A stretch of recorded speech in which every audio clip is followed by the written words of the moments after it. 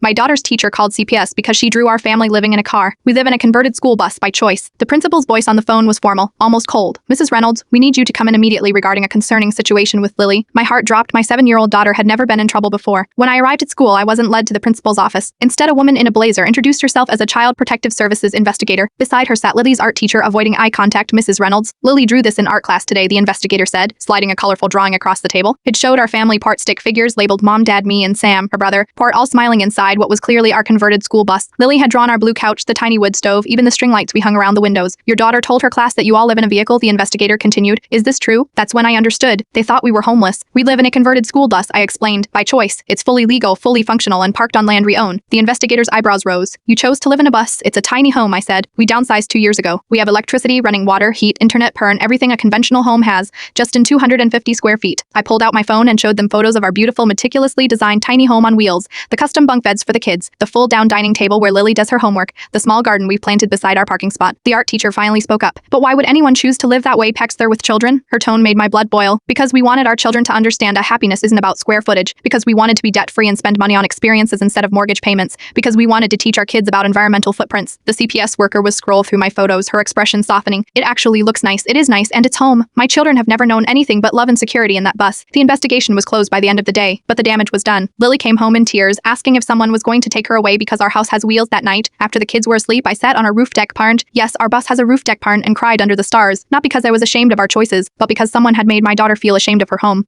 The next morning, I emailed Lily's teacher and the principal inviting the entire class to visit our bus for a field trip about alternative living and sustainability. I included photos, a detailed floor plan, and links to the magazine articles that had featured our conversion. 2 weeks later, 20 wide-eyed second graders climbed aboard our home. They marveled at how the couch converted to a bed, how the shower worked, how we managed to fit everything we needed into such a small space. Where do you keep your toys? One boy asked Lily. She proudly showed him her one small basket of carefully chosen favorites. I don't need lots of toys, I have the whole forest to play in. The art teacher came too. She was quiet, taking everything in. As the class was leaving, she pulled me aside. I owe you an apology, she said. I made assumptions based on my own limited perspective. Your home is beautiful and your children are clearly thriving. Sometimes the smallest homes teach the biggest lessons, and sometimes those lessons aren't just for our children. That night, Lily drew another picture. It showed her classmates visiting our bus, with her standing proudly at the door. She titled it My Perfect Home. I hung it on our tiny refrigerator, where it remains today, pawn a reminder that home isn't about where or how you live, but about who you share it with.